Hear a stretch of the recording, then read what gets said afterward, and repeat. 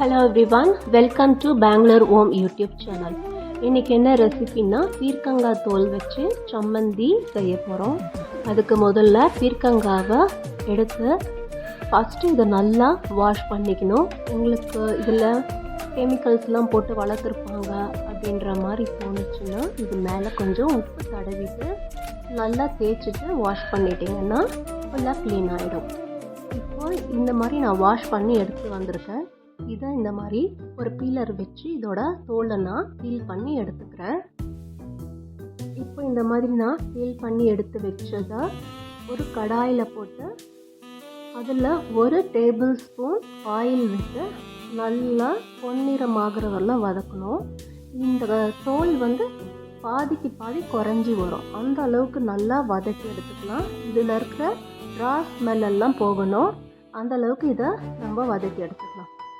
இது வதங்கிட்டு இருக்கிற சமயத்தில் நான் ஒரு 2 மீடியம் சைஸ் ஆனியன் எடுத்திருக்கேன், ஒரு மீடியம் சைஸ் தக்காளி எடுத்திருக்கிறேன்.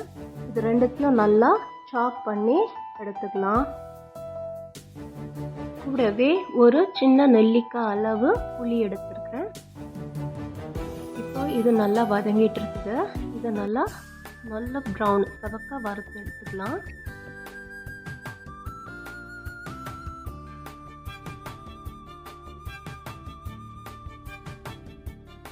இந்த பீர்க்கங்காய் தோல் சம்பந்தியில் எல்லாம் நல்லா வதக்கி எடுக்கணும். இந்த வதக்கிறதுல தான் இதில் டேஸ்ட்டே இருக்குது. எல்லாத்தையும் நல்லா கோல்டன் ப்ரௌன் வர அளவுக்கு நல்லா இதை வதக்கி எடுக்கணும்.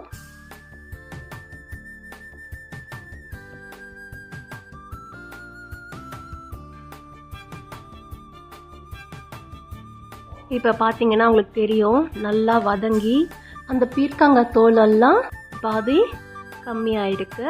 இப்போ இதை நம்ம மிக்ஸி ஜாரில் சேர்த்துட்டு அப்படியே ஆற விட்டுடலாம். இப்போ அதே கடாயில் ஒரு 2 டேபிள் ஸ்பூன் அளவு ஆயில் விட்டுட்டு அதில் நம்ம கடலைப்பருப்பு போட்டு நல்லா கோல்டன் ப்ரௌன் வர அளவுக்கு வதக்கி வச்சுக்கலாம். இப்போ இது ஆயில் சூடானதும் இதில் ஒரு 1/2 கப் அளவு கடலைப்பருப்பு சேர்த்துருக்குறேன். இதை ரொம்ப நல்லா கோல்டன் ப்ரௌன் வர அளவுக்கு நல்லா வதக்கி எடுக்கணும். இது வதக்க ஒரு நல்ல வாசனை வரும், அந்த அளவுக்கு நல்லா வதக்கி எடுத்துக்கலாம்.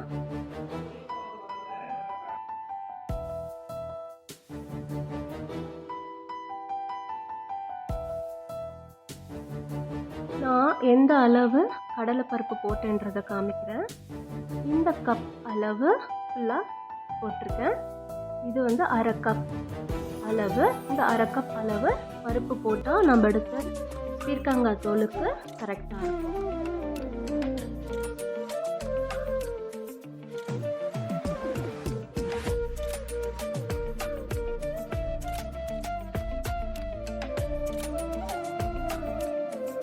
இதை பருப்பு வதக்கும் போது கைவிடாமல் வதக்கிக்கோங்க. அப்போ தான் எல்லா பருப்பும் ஒரே நிறமாக வதங்கி வரும், டேஸ்ட்டும் நல்லாயிருக்கும். நீங்கள் விட்டுட்டு வெளியே வேறு வேலை எங்கன்னா செய்ய போயிட்டீங்கன்னா தீஞ்சு போயிடும். அதனால் இந்த பருப்பு போடும்போது நல்லா கைவிடாத வதக்கி எடுத்துக்கோங்க. உங்களுக்கு பார்த்தீங்கன்னா தெரியும், இதுவும் நிறம் மாற ஆரம்பிச்சிருக்கு. இது நல்லா செவக்க வறுத்துக்கலாம். இப்போ இந்த சமயத்தில் நம்ம எடுத்து வச்சுருந்த புளியை அதில் சேர்த்து அதையும் நல்லா சேர்த்து இதில் வதக்கிக்கலாம்.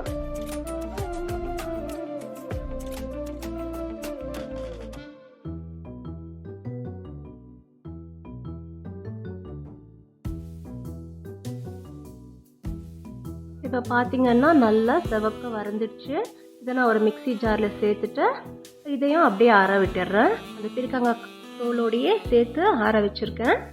இப்போ அதே கடாயில் ஒரு டேபிள் ஸ்பூன் ஆயில் விட்டுட்டு இந்த ஆயில் சூடானதும் அதில் நம்ம எடுத்து வச்சுருக்கிற வெங்காயமும் காஞ்ச மிளகாவையும் சேர்த்து கூடவே இந்த சம்மந்திக்கு தேவையான அளவு உப்பு சேர்த்துட்டு இதையும் நல்லா கோல்டன் ப்ரௌன் வர அளவுக்கு வதக்கிக்கணும். இந்த சம்மந்தியில் வதக்கிறது மட்டும்தான் வேலை. இதெல்லாம் நல்லா வதக்கி எடுத்தோம்னா நம்மளுடைய சம்மந்தி சூப்பர் டேஸ்ட்டில் ரெடி ஆகிடும். இதை நல்லா கோல்டன் ப்ரௌன் வர அளவுக்கு பொறுமையாக வறுத்து எடுத்துக்கலாம்.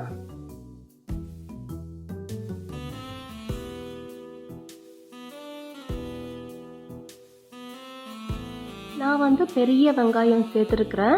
நீங்கள் சின்ன வெங்காயம் எடுத்து அதையும் கட் பண்ணி இந்த மாதிரி வதக்கி செஞ்சிங்கன்னா அதுவும் ரொம்ப நல்லா டேஸ்ட்டாக இருக்கும்.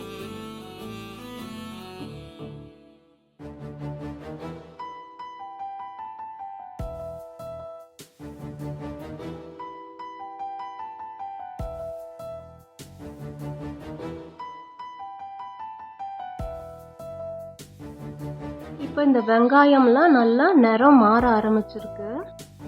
இன்னும் இது கொஞ்சம் செவந்துடுச்சுன்னா ரெடி ஆகிடும். இப்போ பார்த்தீங்கன்னா நல்லா செவந்து வந்திருக்கு. இந்த அளவுக்கு இது வறுபட்டதும் நம்ம இதில் நம்ம கட் பண்ணி வச்சுருக்கிற ஒரு மீடியம் சைஸ் டொமேட்டோவை சேர்த்து இதையும் நல்லா வறுத்து எடுத்துக்கணும். இந்த டொமேட்டோவோட தோலெல்லாம் நல்லா சுருங்கி வரணும்.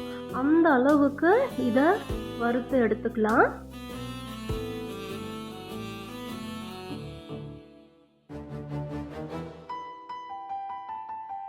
நான் சொன்ன மாதிரி இதில் வதக்கிறது தான் வேலையே.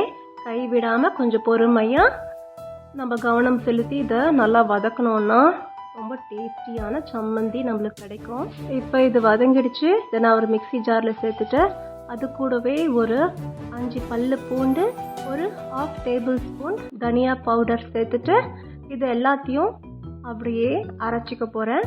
தண்ணி சேர்க்க வேணாம். தண்ணி சேர்க்காம இதை அரைச்சி எடுத்துக்கலாம். இப்போ நம்மளுடைய சம்மந்தி ரெடி ஆயிடுச்சு. இந்த சம்மந்தியை நல்ல சுட சாதத்தில் ஒரு டீஸ்பூன் நல்லெண்ணெயோ இல்லை 1 டீஸ்பூன் நெய்யோ விட்டு இதை போட்டு பிசைஞ்சு சாப்பிட்டிங்கன்னா சூப்பராக இருக்கும்.